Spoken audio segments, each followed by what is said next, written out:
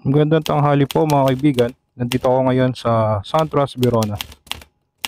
So may vlog po muli ako sa inyo guys na two-story single detached. Ito po ay available, ready for occupancy. Ngayon kung naghahanap po kayo ng bahay na malapit sa Tagaytay, cool weather, yung hindi siya ganun kainit. Kasi dito kahit tanghali medyo malamig kasi malapit dito sa Tagaytay. Ito po, ideal po ito para sa inyo. At nung last month lang, merong akong buyer na yung katabi po niya ay nabili na. Ito.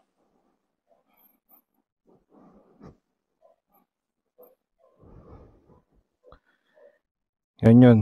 Yan yung unit na nabili niya last month. So yung katabi nag-open guys. Ito. Amadea model siya.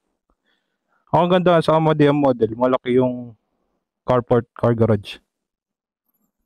Yun o. Kasya rito ang dalawang sasakyan.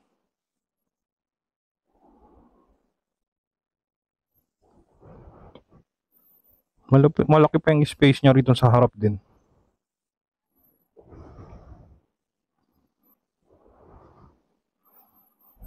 Yan. So pag magbabakod naman dito pa yan eh. May espasyo pa siya.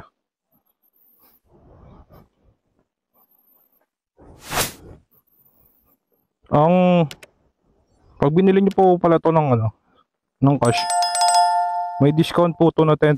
Wow! Sa contract price. Yun din yung nagustuhan nung buyer ko nung binili yung kabila. Kasi million din yung nabawas eh. Sa likod, malaki pa yung space din sa likod. Yan. Tsaka kagandahan, tinan mo, mataas siya. Elevated, no? Yung sa likod niya mababa eh. Yan. Ngayon kung interested po kayo rito, ipa-flash ko yung aking number, tawagan nyo ako guys. Para sa tour.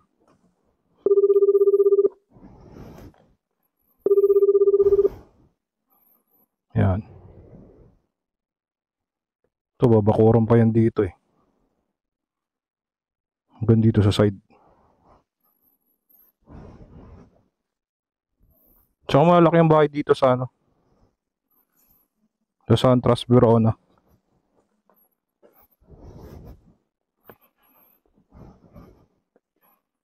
May mga binibenta rin pala rito guys na kung gusto nyo lot only lang. Payable siya ng 10 years, walang interest.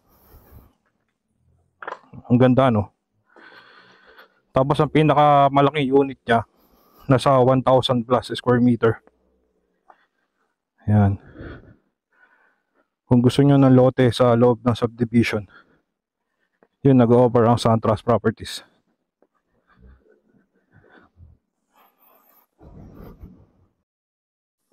So ngayon guys, papasok tayo sa loob. Ayan. So as you can see, yung flooring niya naka-basic ceramic tiles.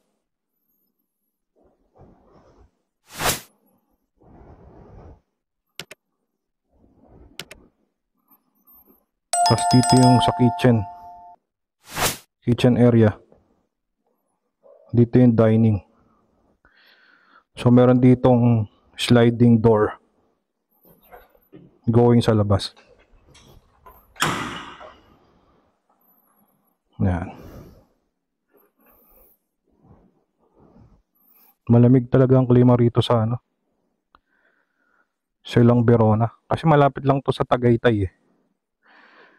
Nasa around 7 to 8 kilometers lang. Nasa Tagaytay na kayo.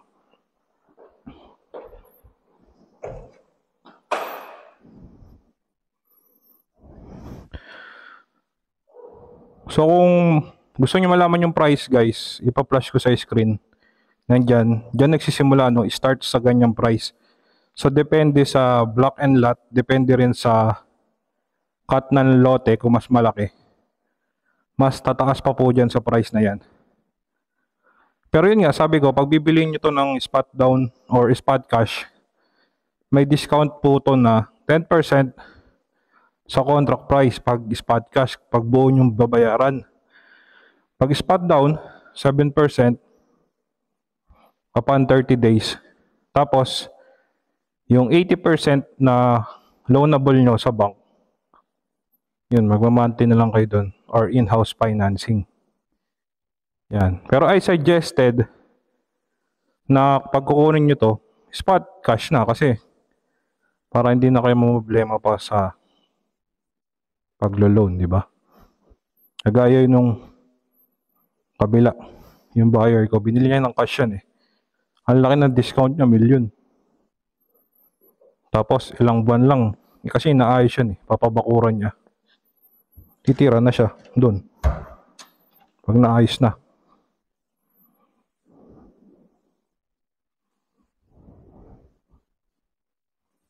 Yan.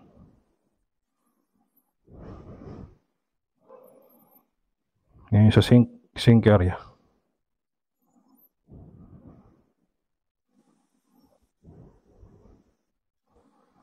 So check naman natin sa first bedroom. Pero pag diretso mo siya, meron siyang toilet. Ito. Toilet and bath.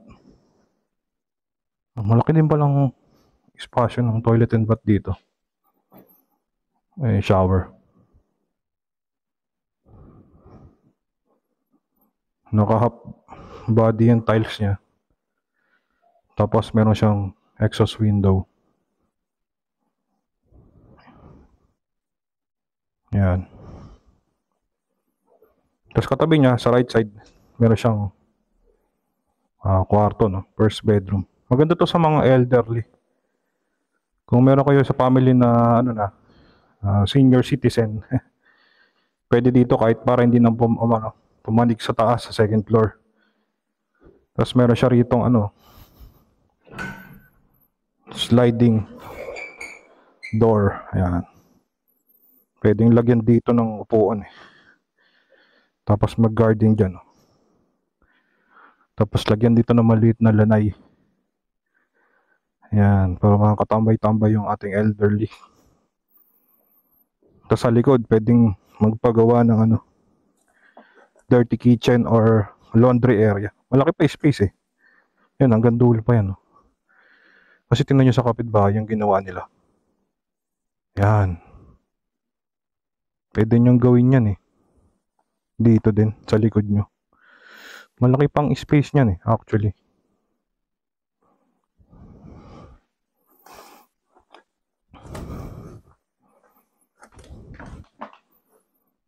Ito available to guys. Actually, ako nauna eh kasi nakita ko to sa system. Nag-open. Kaya kung mapapanood nyo to guys, pwede nyo nang i-reserve to. Ang reservation lang naman is 50,000.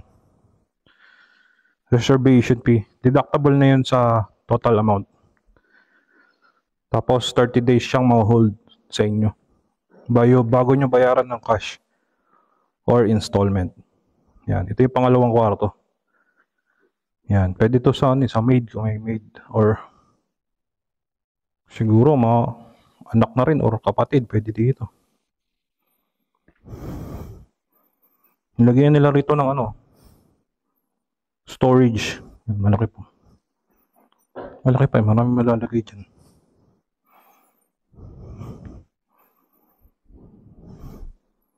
Tapos may bintana dito. Yan. Ayos.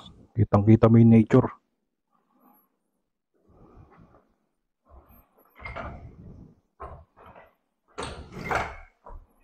Sarado natin. Ganyan na lang. Hindi siya masara. Yun. Merong 2 bedroom dito sa ground floor tsaka 1 toilet and bath.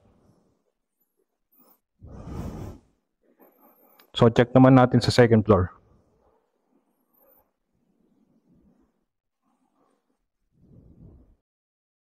Okay. Akit na ho tayo sa second floor.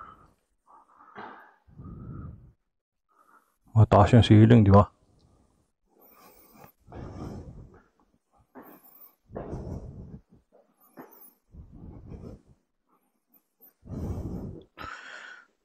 Sa second floor, naka-tiles na rin yung flooring niya. Tapos sa left side, meron siyang toilet. Toilet and bath din. Yan. Tapos meron ditong exhaust window.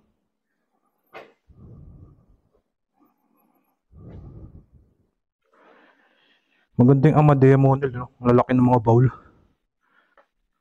Ayos eh.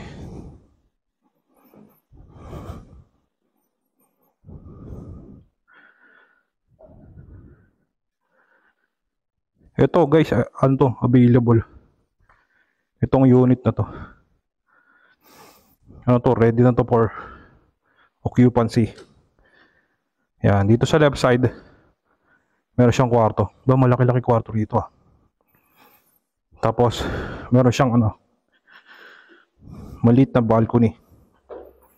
Terrace. Yan. Tanaw na tanaw mo yung, uy, may mas malaki pa dun ah. Makikita natin mamaya. Tanaw na tanaw mo yung kapitbahay. Malamig ang klima rito kahit tanghalin tapat eh. Kasi malapit to sa Tagaytay. Itong ano, property to, itong Santras Verona.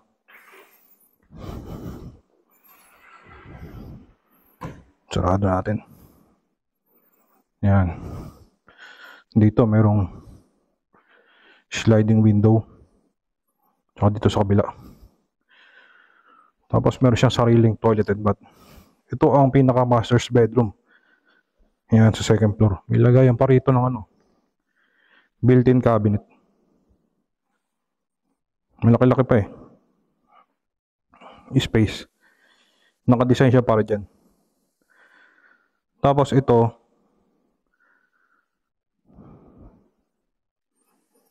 tapos meron siyang ano,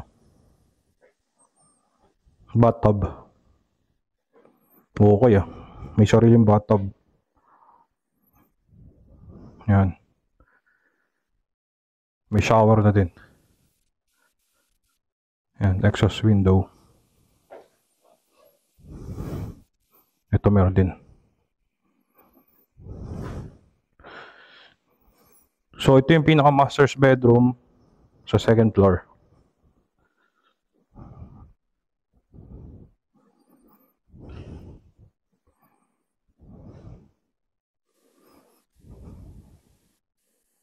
Yan. Binibidyo natin bagong yung bawat angulo guys. So dito yung pinaka family area. Malaki pa yung space ng family area eh. Okay. Tapos dito another na bedroom. So ito na yung pangalawang kwarto na nabuksan natin. Nauna yung master's bedroom eh.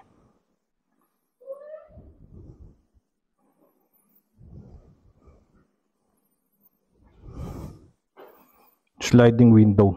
Ayos no. Magandang tanawin dito eh.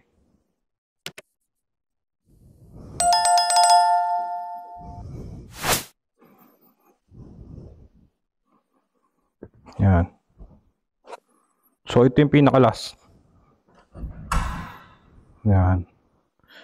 So all in all sa second floor meron siyang 3 bedroom including na yung master's bedroom na may kasamang bathtub.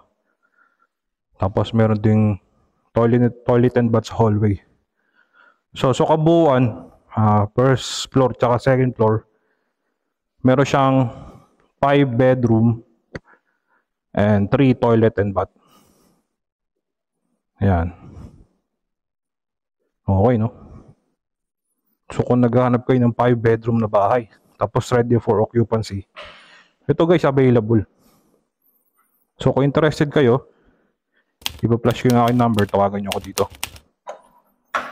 Tapos puntahan natin to ng personal. Pwede nyo na rin tong i-reserve. Yan. Ang laki ng ano, balcony.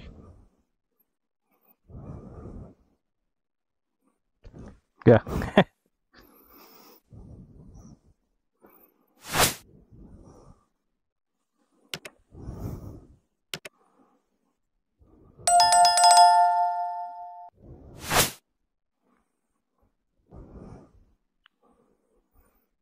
Pwede nga maglagay dito ng kubo eh. Tapos tambayan.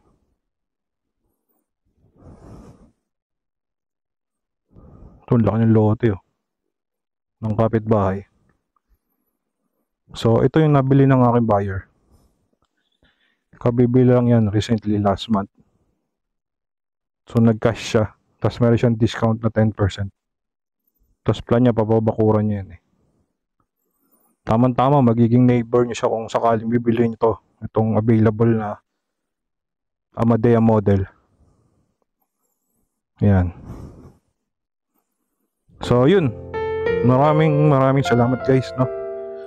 Sa mga walang sawang tumatangkilik at sumusubaybay ng aking YouTube channel.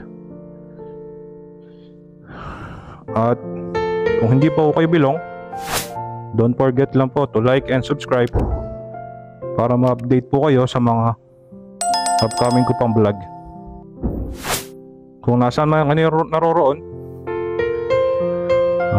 stay safe always. Take care. Ang aking pong dalangin, ang inyong kapanatagan sa araw-araw, kaligtasan, at patnubay at gabay ng Panginoong Banal na Espiritu. Huwag lang po tayong magsasawang manalangin sa ating Panginoong Jesus na siya ang ating tagapagligtas. So yun lang po. God bless to everyone.